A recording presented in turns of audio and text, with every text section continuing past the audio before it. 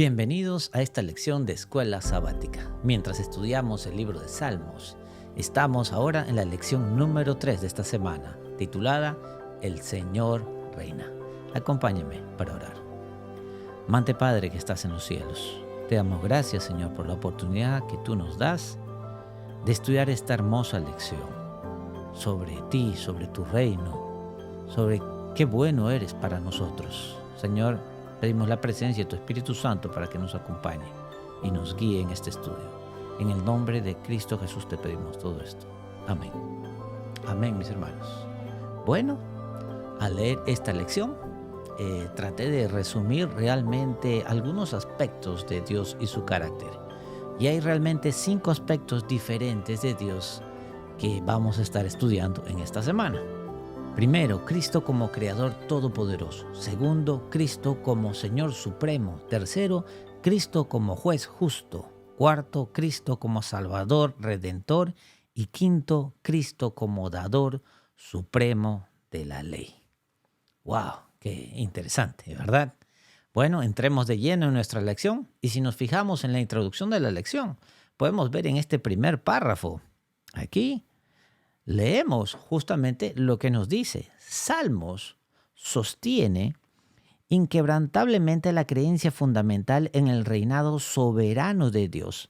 El Señor creó y sostiene todo lo que ha creado. Vamos a ver. Y en esta lección se centra realmente sobre la soberanía de Dios. ¿Y qué entendemos por soberanía de Dios?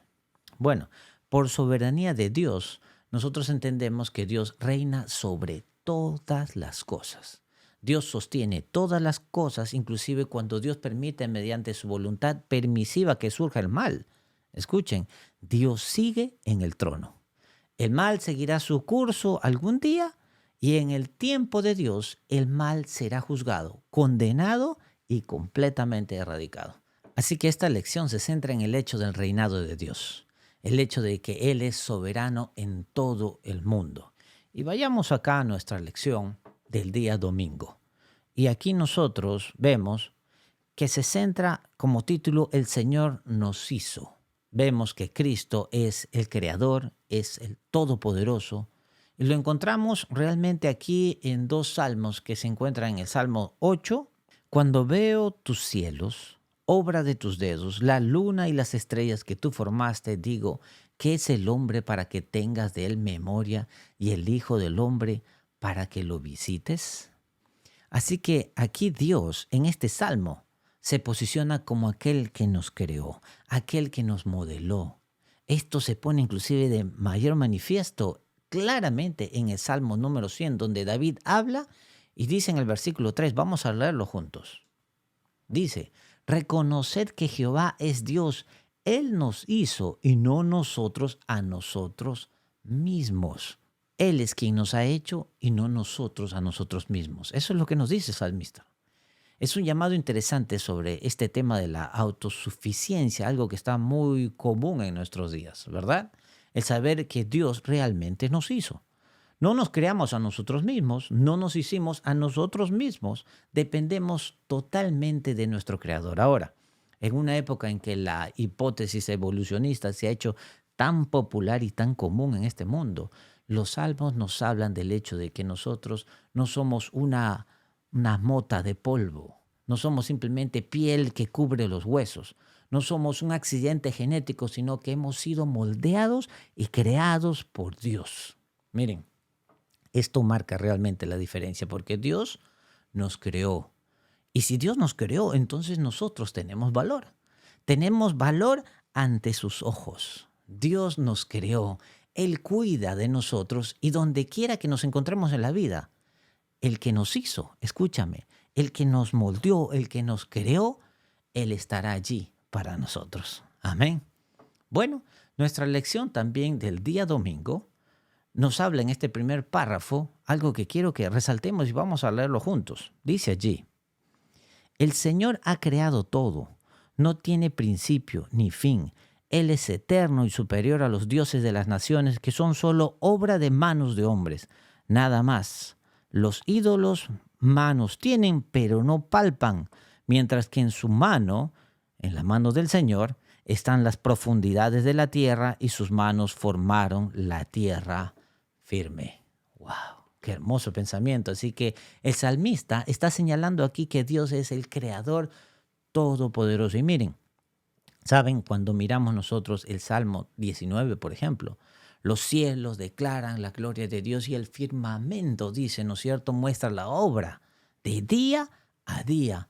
Pronuncia el alba de noche a noche, pronuncia el conocimiento de Dios. En otras palabras, cuando yo miro las estrellas y veo la asombrosa precisión de la creación, eso indica un Dios creador. Se cuenta que Napoleón estaba en un barco con sus marineros y debatían sobre la existencia de Dios. Y estaban dando todas las razones filosóficas por las que creían que si Dios existía o no existía, y parecía que las fuerzas ateas estaban ganando. Y en esta historia se cuenta que Napoleón se acercó a este grupo, y la historia cuenta, esto es historia, ¿no es cierto?, que Napoleón se acercó a ellos y quedó mirando fijamente las estrellas. Y luego dijo, miren arriba, caballeros. ¿Quién hizo las estrellas? Qué interesante, ¿verdad? Miren, cuando pensamos realmente en las estrellas, cuando pensamos en los planetas, todos giran en un movimiento alrededor de ¿dónde? Alrededor del Sol, como el centro de nuestro sistema solar. ¿Quién mantiene esos planetas en su órbita? ¿Nos hemos puesto a pensar? ¿Quién impide que ese campo magnético no acerque demasiado la Tierra hacia el Sol para que no se consuma? ¿Quién mantiene la Tierra en un punto justo, fijo, exacto, para que no vaya más allá y tampoco se congele? Los salmistas conocen la respuesta a esta pregunta. Y lo vemos en este segundo párrafo del día domingo. Vamos a leer juntos allí. Miren lo que dice. La creación también da testimonio del amor de Dios. Todo lo que existe debe su existencia a Dios, quien también sustenta la vida. ¡Wow! ¡Qué hermoso! Pues creo que una de las cosas principales en nuestra lección de esta semana, para señalar realmente, es que la vida no es un accidente cósmico. Todo, absolutamente todo en esta vida está sostenido por las manos de Dios. Y si pasamos del Señor Todopoderoso al Señor Todosoberano, pues esto nos lleva a la lección del día lunes. Y acompáñenme, vamos a ver acá lo que nos dice la lección del día lunes, titulada El Señor Reina. Ahora bien, ¿qué significa ser soberano? Significa que es supremo, significa que tiene Él el control. La primera frase justamente de aquí, de esta lección, nos dice, estrechamente ligado, mejor dicho, inseparablemente ligado al concepto del Señor como creador, está el concepto del Señor como soberano, como gobernante. Ahora bien, ¿qué es lo que caracteriza el reinado de Dios? Lo encontramos en el Salmo 97. Vamos a leer juntos. Jehová reina, regocíjese la tierra y alégrense las muchas islas, dice Salmo 97, verso 1, y vamos a leer verso 2. Nube y oscuridad alrededor de él, justicia y juicio son el fundamento de su trono. Así que las características del trono de Dios son dos, la justicia y el juicio. ¿Y qué es justicia? La justicia tiene que ver con una vida correcta. La justicia tiene que ver con vivir en armonía con la voluntad de Dios.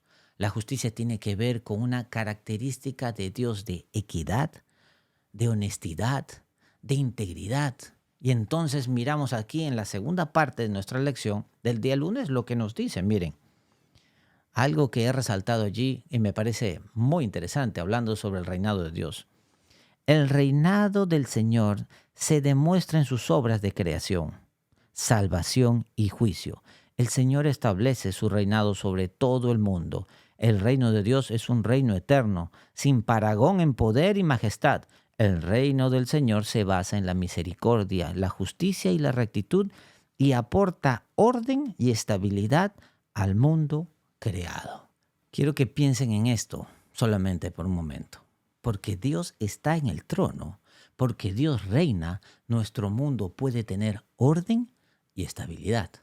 La justicia es el fundamento del trono de Dios. Es decir, mediante su poder los seres humanos pueden vivir rectamente. La justicia es el fundamento de su trono. siempre trata con equidad. Incluso en las injusticias de la vida, un día habrá un juicio y Dios lo arreglará todo. De eso podemos tener seguridad. Así que el hecho de que sepamos de que Dios está en su trono, que el Señor reina, esto le da estabilidad a todo el universo. Ahora bien, es cierto que vivimos en un mundo de buenos y malos, ¿verdad? Es cierto que a veces prevalece la maldad, pero podemos estar seguros de que Dios es juez. Y como juez justo, hará que todas las cosas sean justas.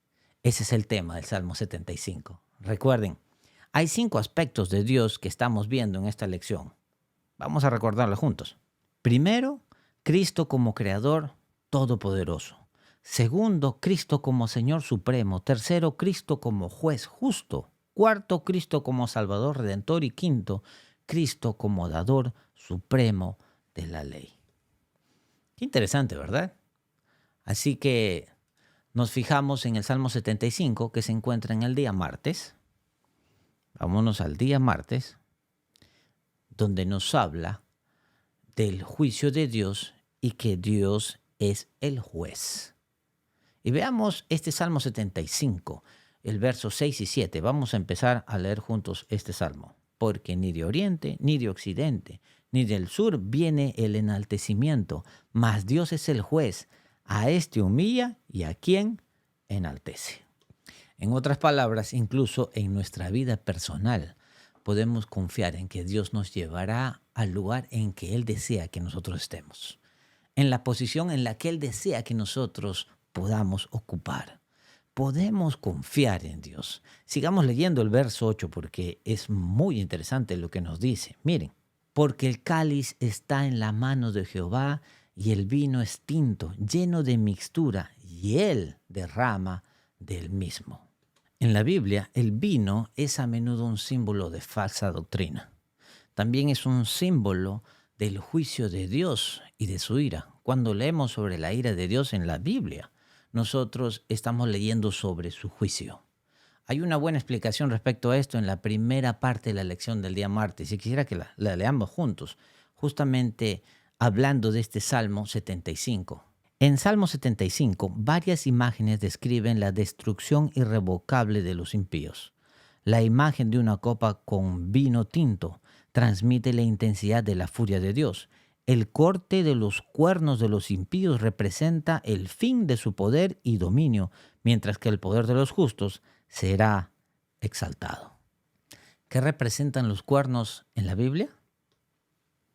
Los cuernos representan el poder, representan la fuerza.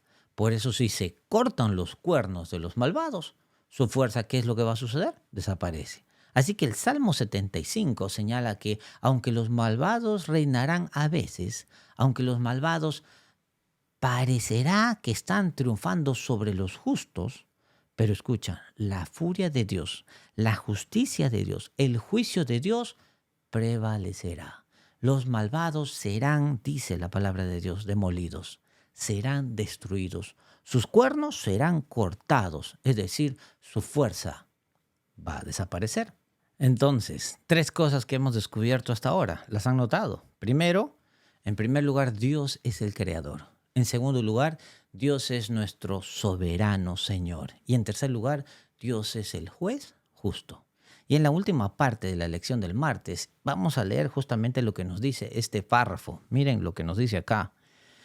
Salmos transmite la misma noción que se expresa en otros textos bíblicos, de que el juicio de Dios comienza con el pueblo de Dios y se extiende a toda la tierra. El salmista clama a Dios para que lo juzgue, pero confía en la justicia de Dios para que lo defienda. ¡Wow! ¡Qué hermoso!, ¿verdad? Así que Dios nos juzga, claro que sí, pero Dios es justo para defendernos. Así que cuando piensas en el juicio, cuando medites en el juicio, ¿en qué estamos pensando? Debemos pensar en la justicia de Dios, debemos pensar en la bondad de Dios, pero también pensamos en la misericordia de Dios. Estamos pensando en la gracia de Dios. Cuando pienso en el juicio de los salmos, me viene a la mente justamente este pensamiento. Si Dios puede hacer todo lo posible para salvarnos, Él lo va a hacer. Sigamos viendo acá nuestra lección. En la lección del día miércoles,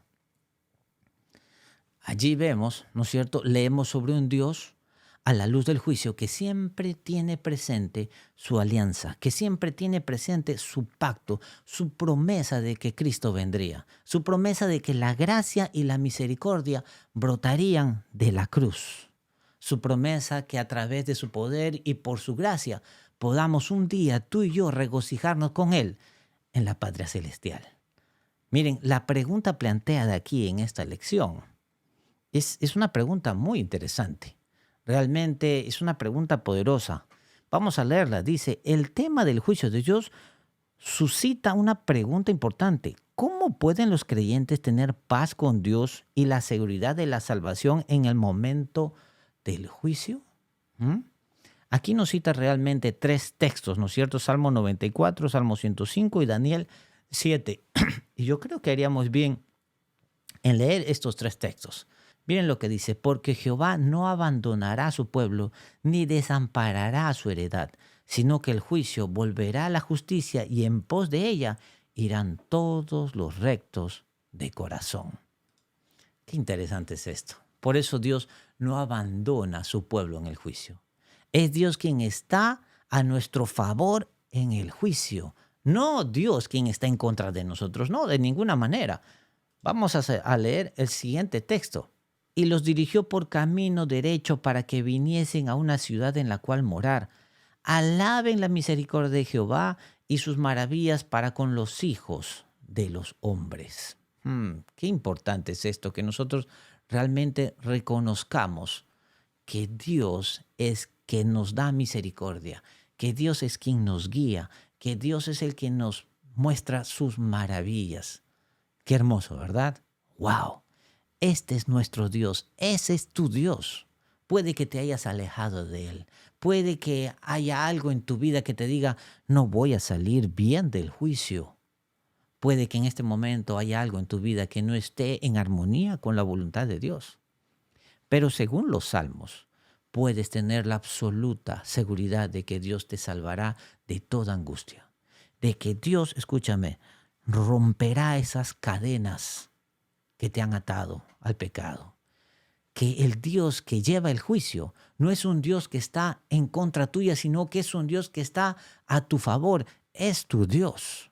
¡Wow! ¡Qué hermoso! Y ahora vamos a leer lo que nos dice aquí el libro de Daniel, capítulo 7, verso 22. Aclara justamente este punto sobre el juicio, sobre que Dios está a nuestro favor. Leamos. Y veía yo que este cuerno hacía guerra contra los santos y los vencía, hasta tanto que vino el anciano de días y se dio el juicio a los santos del Altísimo, y vino el tiempo y los santos poseyeron el reino. Se dictó sentencia ¿en favor de quién? En favor de los santos del Altísimo. Y si leemos en el verso 27, miren lo que nos dice. Y que el reino, el dominio y la majestad de los reinos debajo de todo el cielo sea dado al pueblo de los santos del Altísimo, cuyo reino es reino eterno, y todos los dominios le servirán y obedecerán. Así que el juicio no es tanto para descubrir lo que está mal en nosotros para que Dios nos pueda condenar, no.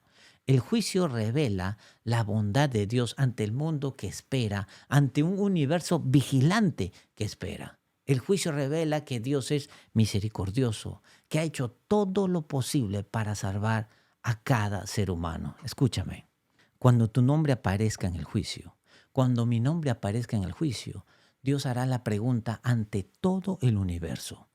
¿Podría haber hecho algo más para salvar a Jeffrey Vergara? Envié al Espíritu Santo a su corazón. Lo convencí de todo pecado. Me mostré en él en todas las circunstancias de su vida. Lo guié a la palabra de Dios. Lo guié a Cristo. ¿Podría haber hecho algo más? Todos los que están perdidos no porque no tuvieran una oportunidad. No porque no tuvieran oportunidad, no, sino por su actitud de rebelión contra todo lo que Dios ha hecho. Dios tiende su mano a cada uno de nosotros. Y estar perdido significa que seguimos diciendo, no Dios, no Dios, no Dios, no Dios. El juicio escúchame, es a favor de los santos, donde Dios revela ante todo el universo que ha hecho todo lo posible para salvar a cada ser humano. Veamos aquí con nuestra lección, y aquí el salmista realmente comparte con nosotros en la lección del día miércoles un párrafo muy interesante. Miren lo que dice acá. Los juicios de Dios se realizan para hacer volver al pueblo a la justicia y demostrar que Dios cuida de él. ¿Lo pudiste ver? Así que cuando veamos situaciones que vienen en nuestras vidas ahora, estos pequeños juicios, veamos a Dios trabajando. ¿Y eso es para qué? Para que nosotros volvamos a Él. Para que en el juicio final Dios pueda revelar que Él ha hecho todo lo posible para salvarte a ti y para salvarte a mí. Pero el juicio implica ley. Porque si no hay ley, no hay base para el juicio. Nuestras obras no nos salvan. Efesios 2:8 nos dice, porque por gracia sois salvos por medio de la fe y no de vosotros, pues es don de Dios.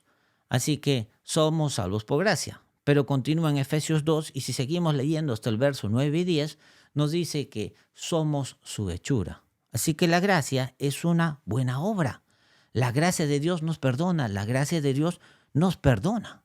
La gracia de Dios llega a nuestras vidas con misericordia.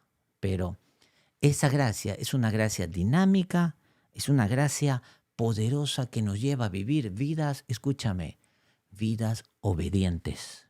Y ahora me gustaría que vayamos al día jueves. Sus testimonios son muy firmes. Y vamos a leer el Salmo 19 en el verso 7, uno de mis salmos favoritos. Miren, la ley de Jehová es perfecta, que convierte el alma. El testimonio de Jehová es fiel, que hace sabio al sencillo. Los mandamientos de Jehová son rectos, que alegran el corazón. El mandamiento de Jehová es puro, que alumbra los ojos. Notamos aquí que el Salmo 19:7 dice que el testimonio del Señor es seguro. Si nos fijamos, por ejemplo, en el Salmo 119:165, tenemos también una idea muy similar respecto a lo que nos dice Salmo 19. Leamos.